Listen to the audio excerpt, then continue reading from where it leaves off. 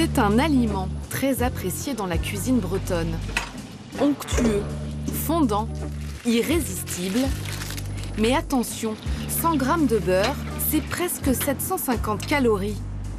Le beurre est-il mauvais pour notre santé? C'est notre question d'ici. Dans cette ferme située à Teil de Bretagne, on fabrique du beurre grâce à la froment du Léon. Une vache rustique à la robe orangée, choisie par ses éleveurs pour la qualité de son lait. Elle valorise la bêta-carotène qu'elle trouve dans l'herbe, beaucoup plus que d'autres races, ce qui fait que ça donne un lait plus jaune. Au printemps, à l'herbe pure, ça peut donner jusqu'à des oranges fluo, quoi. Avec une quinzaine de vaches, Léa et Étienne produisent chaque semaine 25 kg de beurre.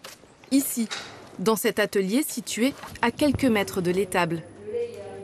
Le lait arrive directement de la traite par le tuyau là dans le tank. Je le passe dans cette machine, donc c'est lait crémeuse.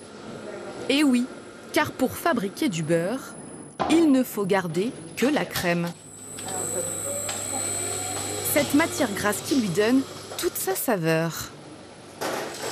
Et pour cette fabricante, ce beurre est une véritable fierté, un produit authentique, sans artifice.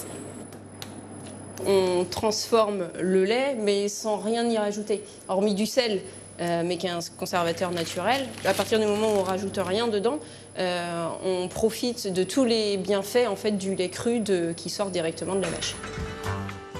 Une simplicité qui inspire les chefs. Dans les cuisines de ce restaurant rennais, on n'hésite pas à créer du beurre aromatisé. Donc là, ouais, juste mon beurre légèrement ramolli, une poignée de shiso. C'est une herbe qui vient du Japon de base, voilà, qui est cultivée à côté. Et c'est une sorte de basilic, ouais, avec un petit goût mentholé, poivré. Pour le chef Gaëtan Coculot, le beurre reste un indispensable. Pour moi, c'est surtout un gros exhausteur de goût. Ça permet déjà de bien fixer les saveurs. C'est là où c'est dur à remplacer, c'est que ça nourrit, en même temps ça donne du goût, de la coloration.